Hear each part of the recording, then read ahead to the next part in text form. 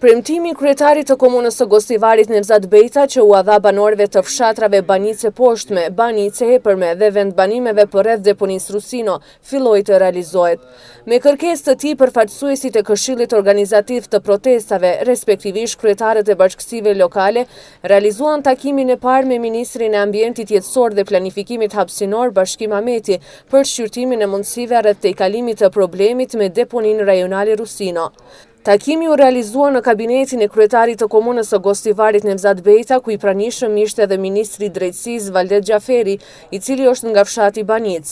Pas takimit, i cili zgjati më se 30 minuta, banorët e lokaliteteve të lartësekura shprehën shqetësimet dhe vërejtjet e tyre, ndërkohë që ministri Ahmeti mori për obligim që të përgatisi informata detajuar dhe të njëjtën ta paraqesë në qeveri për ta vënë rendite për shqyrtim dhe për të kërkuar zgjidhje rreth këtij problemi. Dhe tash na e dim se në bazë të ligjit për zhvillim regional barabart, gjithë territori i Maqedonisë është ndajtur në 8 regione, kurse na bëjmë pjesë në regionin e Pollogut. Edhe ram dakord, edhe me përfaqësuesit, edhe me ministrin, edhe unë si kryetar, që na nuk kemi kur gjë ndaj komunave tjera, po komuna e Gostivarit nuk ka kushte për të transferuar mbetjet komunale nga komunat tjera të regionit të Pollogu, ku bëjmë pjesë 9 komuna të regionit. Për shkak se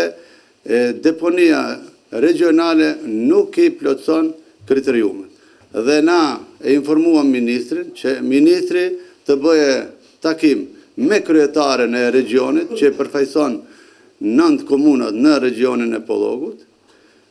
Çka mund të ndihmoje ministri, do ndihmoje dhe mori për obligim që ta informoje qeverin për problemin me të cilën ballafaqohen komunat e regionit në regionin e Pollogut, gjithsesi me problemin që e ka me deponin regionale në komunën e Gostivarit. Gjithsesi ne si ministri jemi të interesuar që problemi të zgjidhet sa më shpejt,